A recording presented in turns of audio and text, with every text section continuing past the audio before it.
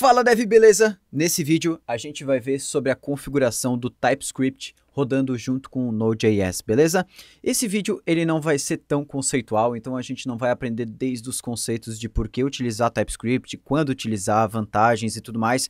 Por isso eu vou deixar um link do blog, num post que a gente fez no blog da Rocket City, que explica basicamente os conceitos, os primeiros itens de por que utilizar TypeScript, quais são as vantagens sobre a utilização de um JavaScript sem tipagem.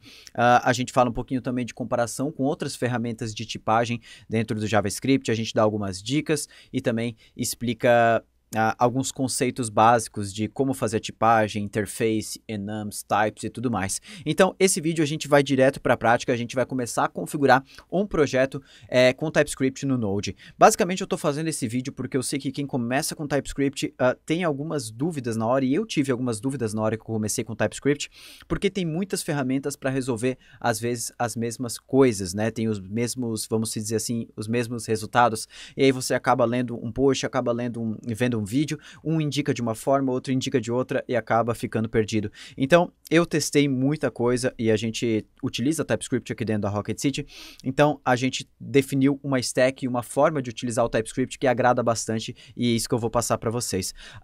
O primeiro ponto que eu vou destacar aqui é que a gente vai ver isso, mas eu não utilizo nem o TSC, que é a CLI do TypeScript para gerar o bundle, não utilizo nem o Babel para fazer o bundle de desenvolvimento. A gente utiliza uma outra ferramenta que é o que eu vou utilizar aqui, que é excepcionalmente performática, beleza?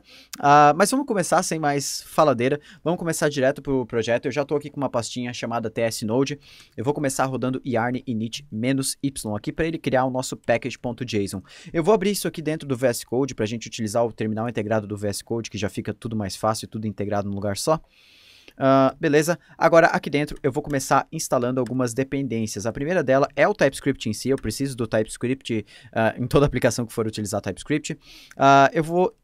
Por enquanto eu acho que a gente pode instalar só ela, eu vou instalar também o Sucrazy, que é esse carinha que eu acabei de falar, que é a ferramenta que a gente vai utilizar para gerar o bundle, né, que é, como provavelmente você já sabe, o código que a gente vai gerar para o Node ler, para o browser ler e tudo mais, sempre é um código JavaScript. O browser ou o Node, eles não vão ler código TypeScript, código tipado.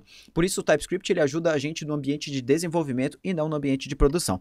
Por isso eu vou utilizar essa ferramenta aqui, o Sucrazy, que basicamente ele vai converter, ele vai transpilar o nosso código TypeScript para JavaScript de uma forma excepcionalmente rápida, beleza? Muito mais rápido que o Babel, muito mais rápido que o TSC, porque um dos pontos que esse Sucrazy faz, que as outras ferramentas não fazem, por exemplo, na verdade que ele não faz, é ficar fazendo checagem de tipos, e isso a gente não precisa. Checagem de tipos eu quero dizer, basicamente, quando a gente tenta rodar a geração de um bundle pelo TSC ou pelo Babel, ele vai lá no nosso código e vê se algum tipo não está batendo. Por exemplo, essa função esperava number e eu estou mandando string. O Sucrazy ele não faz isso. Se tiver errado, ele vai deixar errado. Mas aí a gente está utilizando outras ferramentas e a gente vai utilizar, como por exemplo o ESLint, que aí sim vai destacar para a gente qualquer tipo de erro na hora da gente na hora que a gente está criando o código. E por isso a gente não precisa, em ambiente de desenvolvimento, ficar se preocupando com a checagem de tipos. Aí sim, no ambiente de produção, a gente pode utilizar o próprio TSC ou o próprio Babel para gerar um bundle, vamos dizer assim, com checagem, um bundle otimizado e tudo mais, que aí pode levar mais tempo. Mas em ambiente de desenvolvimento, o que importa para a gente é performance. Então a gente quer salvar o código e quer que o aplicativo seja gerado muito rápido, a versão JavaScript, para a gente poder rodar. Então beleza, instalei essas duas ferramentas e agora eu vou fazer o seguinte, eu vou criar uma pastinha src. Dentro dessa pasta src, eu vou criar o nosso arquivo index.ts, beleza? Que é o nosso arquivo principal, vamos dizer assim. Só para a gente testar agora, o que eu vou fazer? Eu vou criar uma constante no formato de JavaScript, por exemplo, a é igual a number 5, e aí eu vou dar um console.log nesse A aqui, só para a gente ver que isso aqui está funcionando, beleza? Vou salvar isso aqui agora, volto aqui no meu package.json e vou criar uma abinha scripts aqui. Eu vou ter um script dev, que ele vai basicamente rodar o nosso servidor de desenvolvimento, e a gente vai ter um script build, que é basicamente para gerar a build da nossa aplicação, né? Vamos dizer assim, aquele bundle que a gente pode jogar para produção, beleza? No dev aqui, a gente vai utilizar o NodeMon daqui a pouquinho, mas por enquanto a gente vai fazer só o seguinte, Sucrazy node, e vai passar o nome do arquivo que a gente quer quer executar. No caso, src/index.ts, beleza? No build aqui a gente pode deixar em branco por enquanto. Indo agora aqui, eu posso dar um yarn dev beleza? E a gente pode ver que ele já deu aqui o console log 5, beleza? Em 24 milissegundos, 24 centésimos, não sei. Mas basicamente ele fez muito rápido. Se a gente fosse usar isso aqui com o TSC, que é a CLI do TypeScript, ou com o Babel, a gente teria uma demora um pouco maior. Aqui com o TSC, já aqui nessa primeira compilação, provavelmente a gente já estaria com 1,5 segundo de tempo para ele conseguir gerar o bundle. Com o Babel seria um pouco mais rápido, bota aí pela metade, então 0.7 seria o ideal. Mas com o Sucrazy aqui, acontece que o que é legal dessa ferramenta é que ela não faz, por exemplo, a transpilação desnecessária de funções que às vezes o Node já entende. Então, por exemplo, se a gente está utilizando um Babel da vida e a gente está utilizando uma sintaxe de, por exemplo, async await dentro do nosso código e a gente passa isso pelo Babel, ele vai transformar essa sintaxe de async await em generator, ele vai transformar essa sintaxe de async await numa versão que ele acha que o Node não entende ainda. Tipo, ele acha, por exemplo, que a gente jogando o Babel, na verdade, ele vai gerar uma versão do código que, cara, o Node 4 roda. Mas, pô, a gente já está utilizando a versão do Node 11, já está liberada, né? A Node 10, se você for pensar em long-term support. Então, por que ficar convertendo essas sintaxes para versões muito antigas? O Sucrazy, o que ele faz, então, é pegar, por exemplo, cara, se a gente está utilizando async await e o async await já é entendido para o Node, nem converte isso, nem transpila, já deixa como async await mesmo. Então, isso é muito legal e faz ele ser muito performático. Beleza, salvei aqui agora, a gente já tem aí, vamos dizer, um script para rodar o nosso serviço, né? Mas o que a gente quer fazer agora é executar isso aqui com o Nodemon para cada vez que houver uma alteração no arquivo, esse Sucrazy Node rodar automaticamente, beleza? Então, vamos lá, vamos começar instalando o Nodemon. Beleza? A gente aguarda um pouquinho aqui a instalação e eu vou criar um arquivo chamado nodemon.json, beleza? Que vai basicamente armazenar as configurações do meu Nodemon. E aqui dentro eu vou retornar algumas configurações. A primeira dela é uma propriedade que eu passo quais pastas que eu quero ficar observando. Então, todos os meus códigos estão na pasta src, é ela que eu vou observar. Próxima propriedade é a extensão que eu quero observar, a extensão dos arquivos, que são arquivos TypeScript. Se tivesse outras extensões, vírgula e vai colocando aqui dentro, beleza? E agora a gente vai ter um outro carinha aqui que se chama exec map, beleza? Esse exec map, basicamente, ele define o seguinte: quando um arquivo da extensão ts for atualizado, qual script que eu rodo? E aqui a gente coloca esse Sucrazy Node aqui, beleza? E aqui eu vou trocar o meu index para server.ts, porque é o tipo de arquivo que eu vou utilizar para o servidor que a gente vai estar criando. E aqui dentro, agora do dev, a única coisa que eu passo é nodemon/src/server.ts, beleza? Vou salvar aqui agora e para testar a gente roda yarn dev. A gente viu que ele retornou a 5 aqui, e agora se eu alterar esse arquivo, por exemplo, para 8 e salvar, ele já executa de novo e já está lá 8 e assim por diante. A gente pode rodar isso aqui quantas vezes o Nodemon já está ouvindo, beleza? Beleza, agora a gente já tem parte configurada do TypeScript, né, utilizando o Sucrazy ali para rodar o nosso servidor de desenvolvimento. Vamos só criar um scriptzinho de build aqui.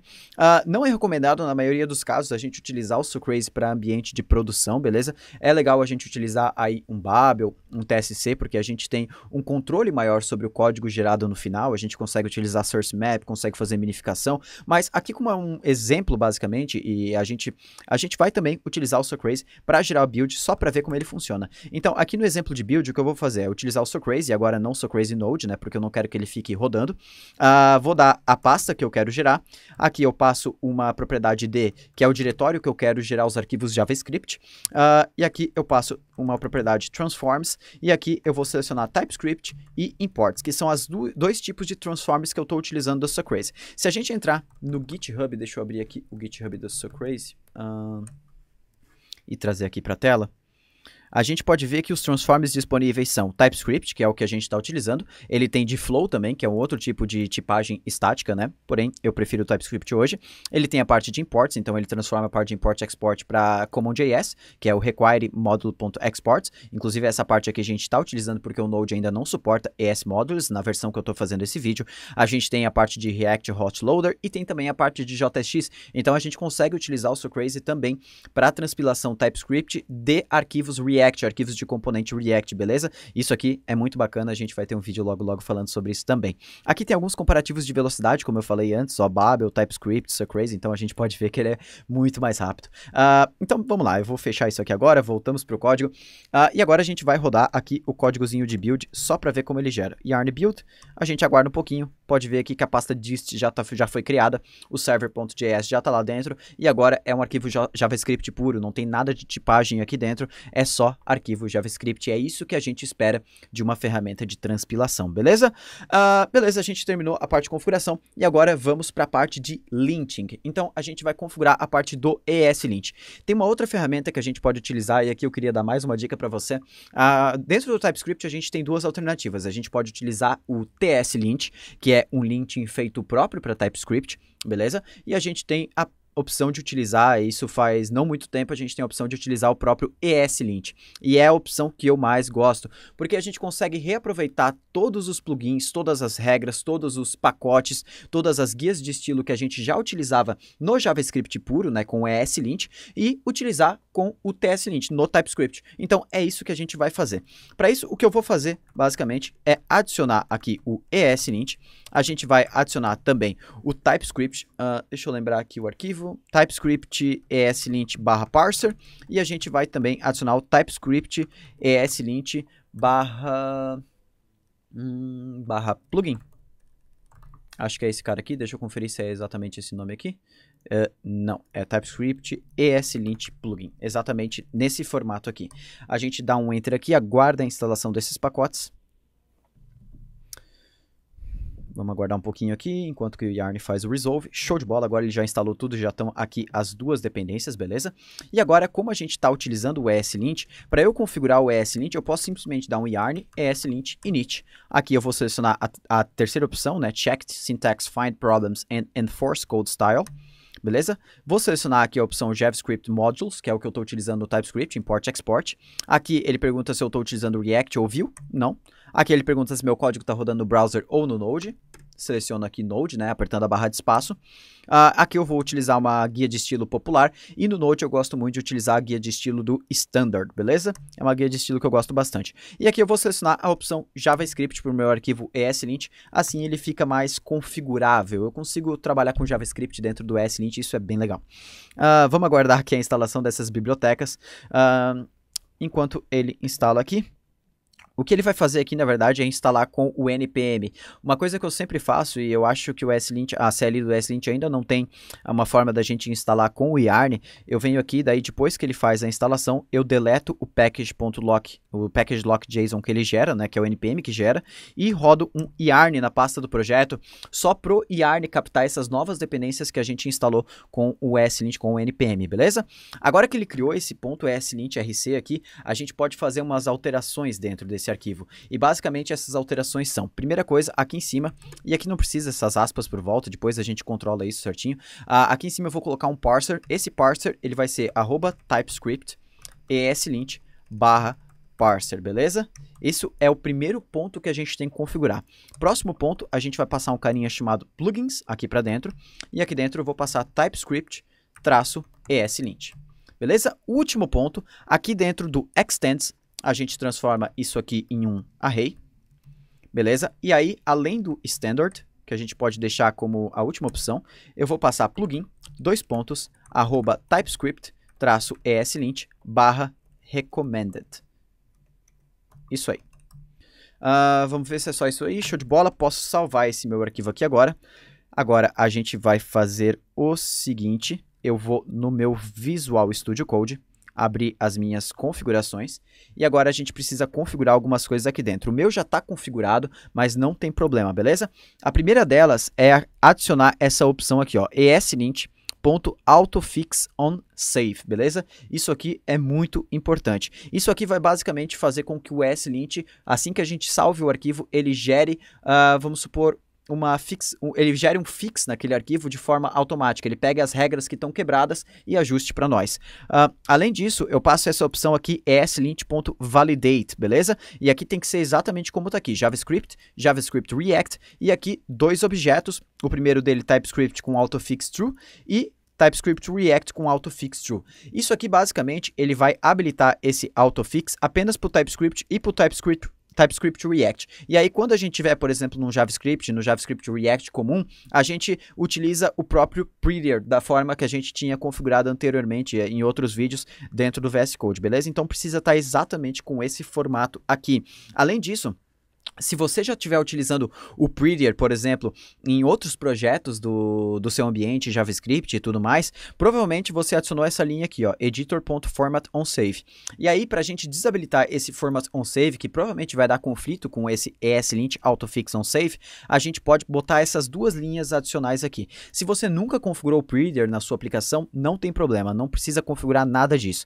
Mas, se você já configurou, coloca essas 6 linhas aqui a mais, basicamente, para desabilitar o format onSave dentro de arquivos TypeScript, beleza? Pelo que eu lembro, são essas... É basicamente isso que a gente tem que configurar. Agora, o que eu posso fazer aqui? Se eu voltar agora aqui, se eu salvar isso aqui agora, beleza? O ESLint já está tudo certo. Eu salvei aqui agora, o Prettier já deu algumas arrumadas para mim. Se eu vier agora aqui, deixa eu fechar o meu projeto e abrir ele de novo. O meu ESLint aqui embaixo, ele tem que ativar. A gente aguarda um pouquinho e o ESLint tem que aparecer aqui embaixo. Vamos aguardar um pouco. Agora sim, ó, a gente pode ver que ele já começou a dar alguns erros aqui pra gente. E esses erros aqui estão vindo lá do ESLint. A gente pode ver que o primeiro erro aqui, seguindo os padrões do standard, é que eu não posso colocar ponto e vírgula no final e também preciso uma linha em branco no fim. Aqui é outro erro que ele está falando. Basicamente, esse erro está falando que a gente tem uma inferência de tipos e por isso a gente não precisa informar o tipo dessa variável. Porque como a gente está passando que o valor dela é 8, o TypeScript automaticamente já sabe que o tipo dessa variável aqui é um number. Então, eu passar number aqui é basicamente uma redundância, beleza? Então, como eu já expliquei no post que eu botei aqui embaixo da descrição, dentro do TypeScript a gente tem a inferência de tipos e por isso a gente não precisa colocar tipagem em todas as variáveis do nosso sistema. Muitas das variáveis, o próprio TypeScript, o próprio VS Code, já vão saber a tipagem de forma automática. Por isso, é muito legal que a gente não precisa ter aquela tipagem forte, onde que a gente precisa indicar o tipo de todas as variáveis, beleza?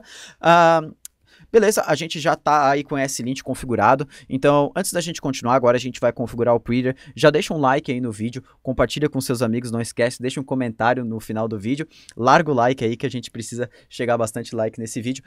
O que eu vou fazer agora basicamente é configurar o Prettier, e o Prettier ele pode ser configurado sem aquela extensão do VS Code do Prettier, beleza? Então como que a gente vai fazer isso? Eu vou agora aqui no meu terminal, vou instalar como dependência de desenvolvimento o Prettier, beleza? Vou instalar também o ESLint config Prettier e o ESLint plugin Prettier, beleza? São essas 3 instalações que eu preciso fazer como dependência de desenvolvimento. Vou aguardar a instalação desses 3 carinhas aí. A gente aguarda um pouquinho, beleza? Já instalou. E agora aqui no meu ESLint rc.json eu vou fazer algumas coisinhas. A primeira delas é vir aqui dentro desse extends, beleza? E vou colocar aqui Prettier /TypeScript traço ESLint. Eu acho que aqui dentro desse arquivo é só isso que a gente precisa colocar. Vamos salvar isso aqui agora. E agora eu vou fazer um teste, beleza? A gente pode ver que o Prettier já está com um checkzinho ali, né? Informando que está tudo ok. Se eu vier aqui no server e colocar, por exemplo, uma vírgula aqui, tirar essa linha do final e salvar, a gente pode ver que ele já arruma pra gente. Então, algumas coisas ele vai conseguir arrumar, algumas coisas não. Da mesma forma que quando a gente utiliza o Prettier com o JavaScript puro, beleza? Essas coisas que são mais simples ele arruma pra gente. As coisas que são um pouco mais, às vezes, complexas, ele não consegue lidar e aí ele não vai arrumar pra gente. Beleza, a gente configurou agora a nossa estrutura, então a gente já configurou o Socrazy para ambiente de desenvolvimento e build, configurou o Nodemon, configurou o ESLint, configurou o Prettier. Agora a gente vai começar a nossa aplicação em si, beleza? Para isso a gente vai começar, deixa eu fechar aqui as pastinhas, eu vou começar a criar um arquivo app.typescript, que é onde a gente vai começar com a nossa aplicação em Express, beleza? Vou começar instalando o Express. Além disso, eu vou instalar o Cors, que é para a gente possibilitar que as aplicações em React ou as aplicações front-end tenham acesso a essa API. Agora a gente vai instalar também o Mongoose, que a gente vai utilizar para fazer a parte de banco de dados. E por enquanto tá bom, a gente não precisa instalar mais nenhuma dependência. Depois, se precisar, a gente vai instalando. Beleza? Agora, aqui dentro do app, eu vou começar importando o Express. E agora, como a gente está utilizando o TypeScript, a gente pode utilizar essa sintaxe do ES Modules, beleza? E agora a gente pode ver que deu um erro ali. Se a gente passar o mouse por cima aqui, daquele erro ali, não esse primeiro, porque isso aqui só está falando que o Express nunca foi utilizado. Aquele segundo errinho ali, que está meio branco, se a gente passar o mouse em cima dele, o erro é basicamente aquele ali, ó. Could not find a declaration file for module Express. Isso aqui basicamente fala que a gente instalou a dependência do Express, mas a gente não instalou a dependência de tipos do Express. O que eu quero dizer com a dependência de tipos do Express? Basicamente, quando algum pacote ele é feito com TypeScript, e até quando ele não é feito, a comunidade cria esse pacote de tipos, mas basicamente ele vem. Existem dois pacotes. Existe o pacote, por exemplo, Express, e existe o pacote types/express, @types/express. E esse pacote @types/express, ele vem com toda a tipagem daquela biblioteca. Então, vai facilitar para a gente que está trabalhando com TypeScript instalar essa lib, porque a gente não vai precisar tipar algumas variáveis, e isso vai ser meio que de forma automática, vamos dizer assim.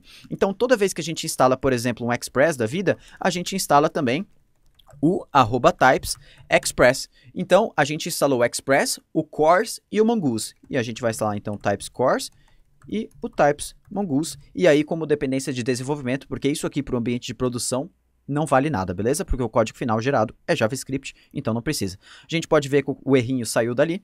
Agora, eu vou importar as outras duas, que é o Cors. Opa! E o Mongoose, beleza? Que a gente vai utilizar banco de dados não relacional, MongoDB aqui dentro, só para a gente testar e ver como fica isso. Vou criar agora uma classe.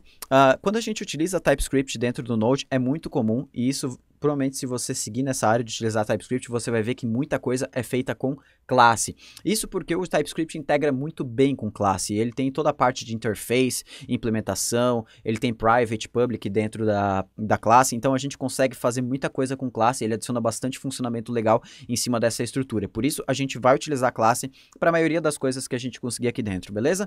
Então, aqui no app, a primeira coisa que eu vou fazer é declarar uma variável chamada Express, beleza? E aqui a gente pode ver que ele já deu uma reclamadinha aqui, que ele não consegue saber o tipo dessa variável Express. E aí a gente pode definir o tipo dela botando 2 pontos, e o tipo dela vai ser express.application, beleza? Se a gente quiser saber todos os tipos que estão disponíveis, só vem aqui com o Ctrl clicado ou Command no Mac, clica em cima da lib aqui, e aqui a gente vai ter essa declaração do namespace, e o nosso application está aqui, ó, tem todos esses outros tipos. Mais para frente a gente vai utilizar, por exemplo, também o request, a gente vai utilizar o response, então a gente vai falar um pouquinho mais sobre isso daqui a pouquinho. Beleza, agora a gente vai ter o nosso constructor, beleza? Aqui no constructor, aí eu vou fazer this.express é igual a Express, então eu estou definindo. Aqui no nosso constructor também vou definir a privacidade dele. Beleza? Agora, além disso, eu vou criar mais 3 métodos privados. E agora, beleza? Métodos privados, basicamente, eles só podem ser acessados por dentro da classe. E agora, por exemplo, o método middlewares, o que ele vai pegar é dar um express.use, express.json, para que a nossa aplicação saiba como lidar com o JSON, né? E this.express.use Cors. E agora a gente pode ver que a nossa aplicação está dando uma reclamada novamente, né? Ele está falando missing return type on function. Então, aqui como a nossa função ela não tem nenhum return, a gente só está basicamente chamando algumas outras funções aqui dentro, eu posso simplesmente falar que o retorno da função aqui é void, ou seja, vazio, não tem retorno. Beleza? Agora eu vou criar mais 2 métodos, o primeiro deles, database. E aqui a gente vai utilizar a mesma lógica, e aqui dentro a gente vai realizar o mongoose.connect. E aqui eu vou passar MongoDB, //localhost 27017, que é onde meu MongoDB está rodando. Você tem que ter um banco de dados rodando, beleza? Aqui eu estou rodando com o Docker, então tá aqui o meu carinha, beleza? E aqui eu vou passar o nome da minha base, que pode ser TS Node, beleza? E aqui eu vou passar aquele use new URL parser, que é pra gente, já que a gente está botando essa URL no novo formato, né, do MongoDB. Beleza? Agora a gente vai ter mais um método que é o de rotas, beleza? Por enquanto eu não tenho nenhuma rota na minha aplicação, mas aqui dentro, só a caso de testes, a gente vai fazer o seguinte, app.get na rota principal, aqui eu tenho o hack e o res, e aí eu faço um return res.send hello world, beleza? Só para a gente ter um exemplo, tranquilo? Aqui não é app, né? É this.express. Agora sim, aqui ele está dando... Beleza, já saiu todos os erros. E aqui uma coisa interessante que a gente pode olhar. Pô, Diego, mas aqui, por exemplo, nesse parâmetro dessa função que a gente passou aqui dentro, eu não precisei tipar o hack e o res. Beleza? Inclusive, se eu vim aqui e apertar com o Ctrl ou com o Command aqui em cima deles, eu posso ver que, por exemplo, ele já entendeu aqui ó, que o meu parâmetro hack é uma request do Express. Então, por que e como que isso está acontecendo? Eu falei antes e explico novamente, dentro do TypeScript a gente tem a inferência de tipos. Então, o nosso código, o TypeScript, ele fica como se fosse executando o nosso código várias e várias vezes e entendendo com todas as entradas e saídas que as nossas funções podem ter. E aqui no caso, ele entendeu que quando a gente chama o método get, e se eu clicar aqui em cima do método get, a gente vai ver que tem esse request handler que recebe o hack e o res. Então, ele basicamente já entendeu automaticamente que tudo o que esse get recebe no segundo parâmetro já é uma função que recebe o hack e o res. Então, ele determinou automaticamente que o tipo dessas variáveis aqui é um request e um response. Então, ele automatizou esse trabalho para a gente. E aí, se a gente vir aqui, por exemplo, no res e dar um IntelliSense aqui para a gente ver as opções disponíveis, ele já sabe de todos os métodos que a gente tem para utilizar aqui dentro dessa estrutura. E isso é muito legal e daqui a pouquinho a gente vai ver um exemplo que ele não consegue fazer esse processo automático e aí sim a gente precisa fazer uma inferência manual de tipo, né, fazer uma tipagem manual. Beleza, vamos deixar aqui por enquanto o hello world, tranquilo? E aqui no final eu vou dar um export default new app e eu vou passar apenas a propriedade express, que é pública, então eu posso ter um acesso público nela aqui por dentro do app. E lá no nosso server eu vou fazer o seguinte, eu vou importar esse app. E aí eu vou dar, sem ponto e vírgula, né, Diego? App.listen. E aqui eu vou colocar numa porta qualquer, estou utilizando a 3333. Comecei a utilizar essa porta e parei de utilizar a porta 3000 porque ficava na mesma porta do React e sempre me incomodava. Então agora larguei o meu toque e estou utilizando a porta 3333. Beleza. Agora se tudo funcionou, eu vou rodar yarn dev e não vai dar nenhum erro. Show de bola, não deu nenhum erro. A gente abre o nosso Google Chrome. Vou abrir aqui a nossa aplicação, localhost 3333, e não deu certo. E agora o que foi? Agora eu já sei o que foi, na verdade. Lembrei agora que dentro do meu app eu esqueci de chamar esses carinhas aqui, esses métodos. Então vou chamar aqui dentro middlewares, vou chamar também o database e vou chamar também o routes, beleza? Vou salvar aqui agora. Teoricamente, como o Nodemon está rodando, ele já entendeu essas alterações. Ele já fez aqui até o restart para a gente. Volto lá no Google Chrome, dou um F5 e agora está lá o nosso famoso Hello World, beleza? E agora a gente vai começar a trabalhar com a parte de banco de dados. Então a gente criou aqui, claro, uma aplicação muito simples, né? Mas agora como a gente está lidando com banco de dados e a gente está utilizando o banco de dados MongoDB, a gente precisa trabalhar com os esquemas, que são as representações dentro do TypeScript, né, dentro do JavaScript, das nossas estruturas no banco de dados. Então, a gente aqui dentro da pasta src, eu vou criar uma pastinha chamada esquemas, e o nosso único esquema aqui vai ser o usuário, beleza? E aqui não pode se confundir de criar .js, senão vai dar alguns erros meio chatos aí dentro, beleza? E agora aqui dentro desse esquema, a gente vai começar importando o esquema e também o model do Mongoose, beleza? São essas duas principais variáveis que a gente vai utilizar aqui. E agora, se a gente lembrar como a gente faz o esquema do usuário, basicamente é da seguinte forma. A gente define uma constante, por exemplo, user schema é igual a new schema, beleza? E aqui a gente passa qual é o formato daquele esquema. Então, vamos supor que a gente tem um e-mail, que é uma string. Eu vou ter também um first name, que é uma string. E eu vou ter um last name, que é uma string também. Beleza, a gente só tem string, vamos lidar com string mesmo. E aqui eu vou passar a opção timestamps true, basicamente, porque eu quero que ele crie aqueles campos created at, updated at, que anotam a data de criação e edição de cada campo, respectivamente, sempre. Beleza, vamos tirar aqui essa vírgula que está sobrando. E agora aqui, geralmente, no modal, no final, a gente dava um export default, export default, na verdade, a gente criava uma export default mongoose. Não, a gente dava só o model, né? Porque eu já importei o model. E aí passava user e passava o user schema. certo? Era basicamente isso que a gente fazia, né? Só que tem um problema aqui. Basicamente, se eu salvar isso aqui, vamos salvar para a gente entender o que está acontecendo. Vou salvar, vou deixar isso aqui dessa seguinte forma. Vou criar os meus controllers. Beleza? Vou criar aqui o meu user controller, mesmo que eu ainda não tenha rotas, só para a gente entender do que eu estou falando. E aqui dentro a gente vai começar criando a classe user controller. Beleza? Aqui dentro o primeiro método que eu vou criar é um método público assíncrono chamado index, que ele vai listar todos os usuários. Esse index recebe hack e res do Express, beleza? E aí eu preciso pegar todos os usuários da minha base de dados e retornar aqui dentro. Porém, a gente já tem alguns erros aqui dentro, beleza?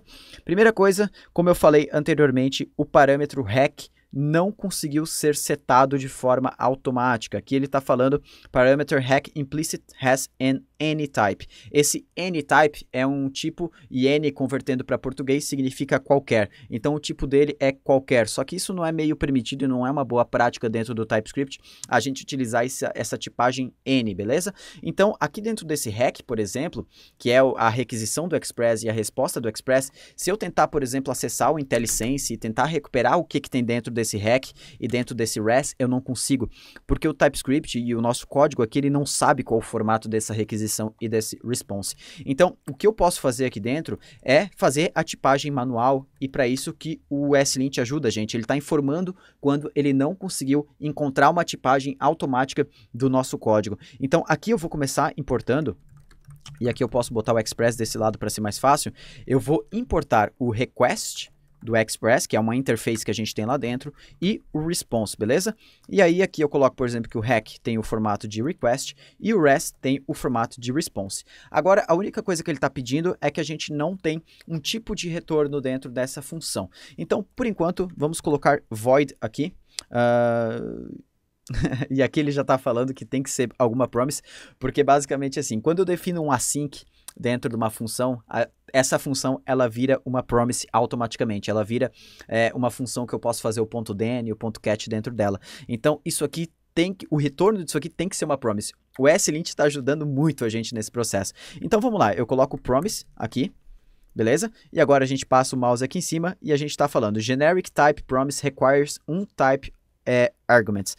E aqui o que ele está falando basicamente é que, cara, mesmo que eu defina que o retorno dessa função é uma promise, eu preciso definir também o que essa promise retorna quando a gente fizer um ponto .den dentro dela, por exemplo. Qual que é o retorno dessa promise? Então, se eu tivesse, por exemplo, aqui um return hello world, isso aqui seria uma promise que retorna uma string. Então, eu preciso passar como se fosse um parâmetro para essa tipagem de promise, informando qual que é o retorno da promise. Então é bem legal isso, porque se a gente for entender, o ESLint ajudou muito a gente nesse processo, e a gente está conseguindo tipar tudo, assim, a gente consegue saber exatamente qual que é o tipo que está vindo, o que está saindo, e quando a gente utilizar essa função index, por exemplo, em outro arquivo, a gente vai conseguir saber o que essa função retorna exatamente. Isso é muito bacana.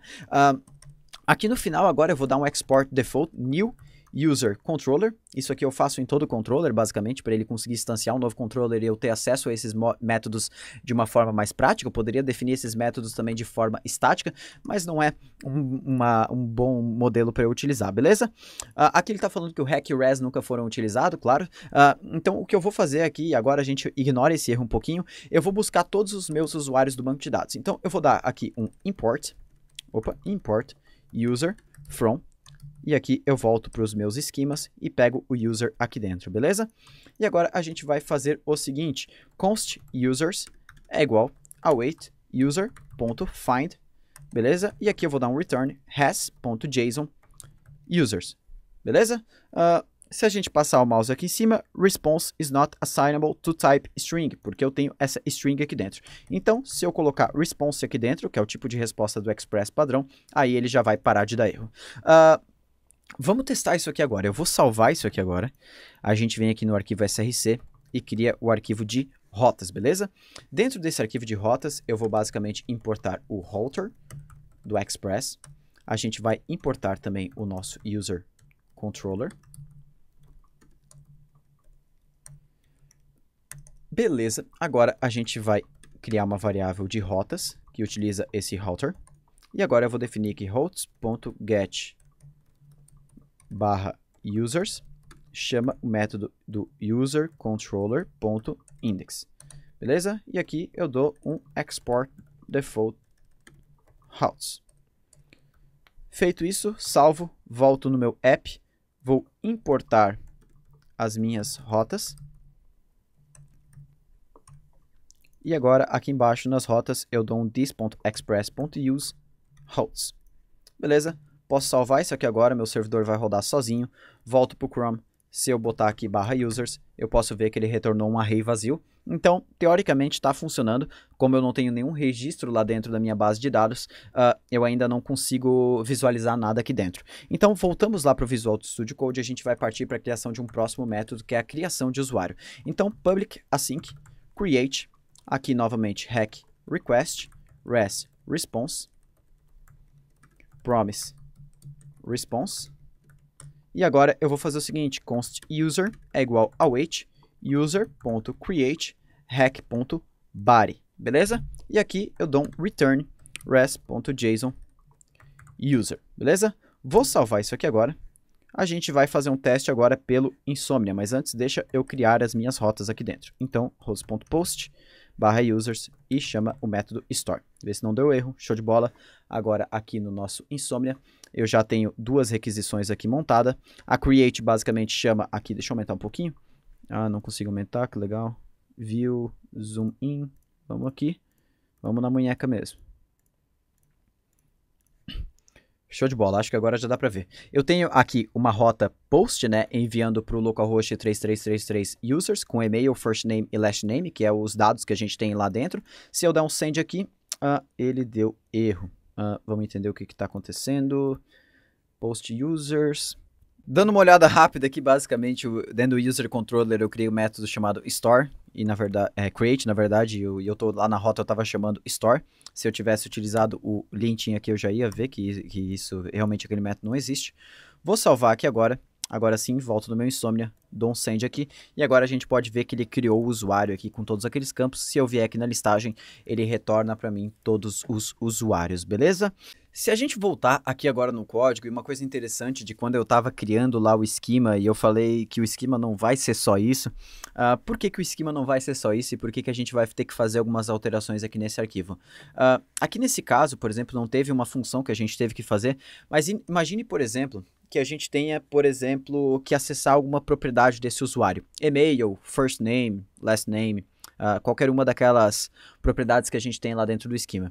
Aqui esse user aqui, se você concordar comigo, é um usuário que a gente acabou de criar, então ele é uma instância do user, certo? Do usuário do nosso esquema. Se eu vier aqui, por exemplo, e fazer user.firstName, não aparece nada.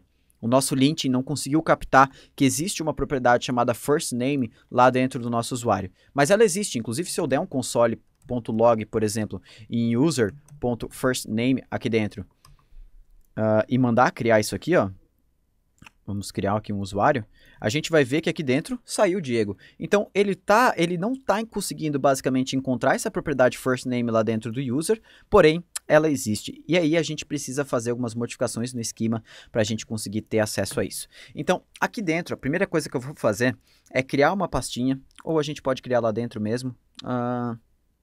Vamos criar lá dentro mesmo, não tem muita necessidade de criar em um arquivo separado. Então, aqui em cima de tudo, eu vou fazer o seguinte, eu vou declarar uma interface do JavaScript, que é a forma da gente falar qual que é a tipagem de um objeto, de uma estrutura, e aqui eu vou chamar de user interface, e aqui eu vou passar como que é o modelo, qual que é o formato de um objeto de user, de uma instância do objeto da entidade usuário, beleza? Então, eu tenho um e-mail. Esse e-mail, em nenhum momento aqui eu falei que ele é obrigatório. Então, eu vou passar aqui ponto de interrogação, 2 pontos, e vou passar o formato, que é string. E aí eu tenho também first name e eu tenho também last name, beleza? Então são essas 3 opções que eu tenho ali dentro, as 3 são opcionais, eu não passei required em nenhuma delas aqui, e agora eu preciso ter uma forma de passar essa user interface aqui para dentro do nosso esquema, beleza? Por padrão, quando a gente cria um model e quando a gente utiliza um model, tanto que eu for lá no controller e eu botar aqui o control ou o command em cima desse usuário, eu posso ver que o tipo dele aqui, ó, é document. Esse document é uma tipagem padrão do Mongoose, beleza? O document, então, ele já tem algumas coisas disponíveis. Inclusive, se eu dou um user ponto, por exemplo, eu já tenho todas essas propriedades que eu posso fazer aqui, ó. Eu tenho isNew, por exemplo, para saber se é um model criado recentemente, populate. Eu tenho muita coisa que eu já posso utilizar. Então, eu não posso, por exemplo, simplesmente sobrescrever isso aqui com aquela interface que eu acabei de criar, porque senão todos esses métodos, todas essas informações aqui vão se perder e eu vou ter somente aquelas novas informações, first name, last name, e-mail. Então eu preciso de uma forma de estender aquelas informações do document padrão do Mongoose e colocar essas minhas novas informações. Então o que a gente vai fazer basicamente aqui é criar uma interface chamada userModel. Ou melhor, nem preciso, eu posso pegar essa interface aqui mesmo e eu posso simplesmente dar eu acho que é aqui, extends document. E esse document aqui, ele é do Mongoose. Então deixa eu ver se ele vai importar do Mongoose aqui. Eu preciso importar isso aqui do Mongoose. Beleza? Show de bola, coloquei um extends no document, tranquilo? Agora, essa user interface, onde é que a gente vai utilizar ela? Aqui embaixo, agora, quando a gente exporta esse model, inclusive se eu vim aqui clicar em cima dele novamente com o Ctrl ou com o Command, a gente vai ver que esse model, que é uma função, vamos dizer assim, é uma interface também do próprio Mongoose, ela pode receber um parâmetro, mais ou menos como a gente fez lá com aquela promise dentro do controller. E esse parâmetro aqui, ele precisa obrigatoriamente estender o document. Então, é exatamente aquilo que a gente fez, a gente criou uma interface aqui que estende o document. Então, aqui no model, eu posso passar para ele um parâmetro, que é a nossa interface, e aí ele vai assumir isso aqui como sendo a estrutura padrão de usuários. E como que a gente pode testar isso? Eu vou salvar isso aqui agora, a gente vai voltar no controller aqui. Se eu pegar o user agora e der um ponto, por exemplo, aqui, e escrever first, eu posso ver que o first name está ali dentro, e-mail está ali dentro, last name está ali dentro, beleza? E a gente pode ir mais a fundo nisso. Por exemplo, se eu definisse um novo método aqui dentro do user schema, methods.fullname, por exemplo, um método que retorna o nome completo do usuário, beleza? Como ele retorna o nome completo, retorna uma string. E aí, aqui dentro, deixa eu só dar um enter aqui, eu dou um return this.firstName mais this.lastName, e aí deixa eu colocar só um espaço aqui no meio, poderia utilizar template literals também, não tem problema. E agora, como a gente tem uma função a mais, né, eu vou salvar isso aqui agora, se eu vier aqui, por exemplo, no user, fullName não existe, então eu posso vir aqui em cima, cadastrar a função fullName, beleza? Que retorna uma string. Como ela não recebe parâmetro nenhum, não preciso declarar os parâmetros. Salvo isso aqui agora, voltando ao controller. Agora, se eu escrever user.fullName, tá aqui o nosso método e eu já tenho a tipagem dele também. Então, aí, beleza, a gente finalizou mais um vídeo, a gente criou aí toda a estrutura de tipagem, TypeScript, linting, prettier, a gente configurou a parte do NodeMon, eu falei sobre o Sucrazy relacionado com o TypeScript, com o Babel, tem muita coisa, a gente utilizou o Mongoose, a gente construiu uma aplicação Express do zero, a gente está com uma estrutura pronta aqui para desenvolver qualquer tipo de aplicação partindo dessa estrutura base, então a gente fez muita coisa aqui com o Node e com o Express, eu gostei bastante do resultado final que a gente chegou, deu para entender bastante sobre tipagem, interface, sobre parâmetros que as interfaces podem receber, sobre inferência de tipos também, que eu falei bastante, que é quando o TypeScript define o tipo de uma variável de uma forma automática, vamos dizer assim pra gente, já facilita todo o trabalho.